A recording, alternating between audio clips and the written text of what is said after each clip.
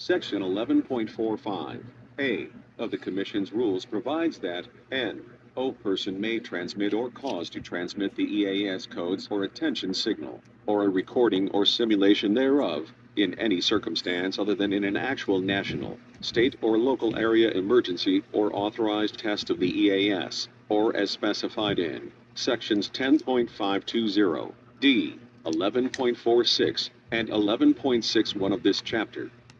Section 11.46 allows EAS participants to use the EAS attention signal and a simulation of the EAS codes as provided by FEMA in PSAs provided by federal, state, and local government entities, or non-governmental organizations, in certain specified types of public service announcements to raise public awareness about emergency alerting. Section 11.45b requires an EAS participant to notify the FCC when it has transmitted a false EAS tone, within 24 hours of discovering such a transmission. Section 10.520d prohibits any person from transmitting the wireless emergency alert, WEA, common audio attention signal, or a recording or simulation thereof, in any circumstance other than in an actual national, state or local area emergency or authorized test, or in the context of a PSA provided by federal, state, local, tribal and territorial entities, or non-governmental organizations in coordination with those entities, to raise public awareness about emergency alerting.